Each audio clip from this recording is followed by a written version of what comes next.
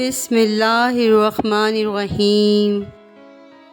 السلام علیکم ورحمۃ اللہ وبرکاتہ۔ ایک آدمی نے ایک غلام خریدا۔ غلام نے کہا، اے میرے آقا، میں 3 شرطیں لگاتا ہوں۔ نمبر 1، آپ مجھے فرض نماز سے منع نہیں کریں گے جب اس کا وقت آ جائے۔ نمبر 2، آپ مجھے دن کو چاہے کتنا بھی حکم دیں مگر رات کو حکم نہیں کریں گے۔ نمبر 3، اپنے گھر میں میرے لیے ایک کمرہ جدا کر دیں جس میں میرے سوا کوئی دوسرا داخل نہ ہو۔ اس آدمی نے کہا، میں نے یہ شرطیں قبول کر لیں۔ پھر اس آدمی نے کہا، اپنے لیے کمرہ پسند کر لو۔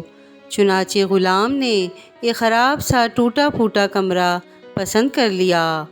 اس پر اس آدمی نے کہا کہ اے غلام، تو نے خراب و خستہ کمرہ کیوں پسند کیا؟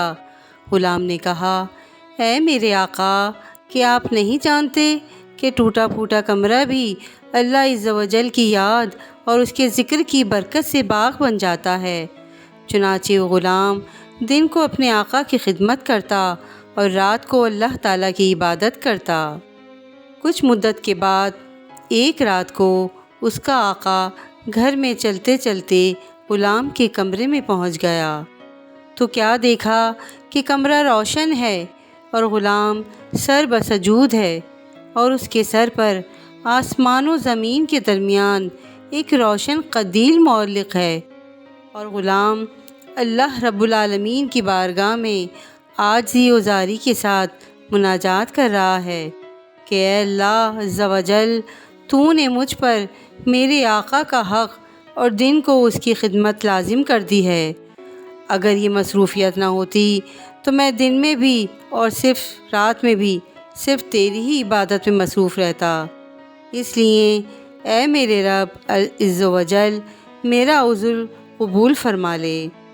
آقا اسے دیکھتا رہا یہاں تک کہ صبح ہوئی اور روشن قندیل واپس چلی گئی اور مکان کی چھت مل گئی۔ یہ سارا منظر دیکھ کر آقا واپس آ گیا اور سب ماجرا اپنی بیوی کو کہہ سنایا۔ دوسری رات وہ اپنی بیوی کو بھی ساتھ لے کر غلام کے دروازے پر آیا تو دیکھا کہ غلام سجدے میں پڑا ہے اور قندیل اس کے سر پر ہے۔ وہ دونوں کھڑے ہوئے یہ منظر دیکھ رہے تھے اور رو رہے تھے۔ آخرکار صبح ہوئی تو انہوں نے غلام کو بلا کر کہا، تم اللہ عز و جل کی خاطر آج سے آزاد ہو تاکہ تم جو عذر پیش کر رہے تھے وہ دور ہو جائے اور تم یکسوئی کے ساتھ اللہ عز و جل کی عبادت کر سکو۔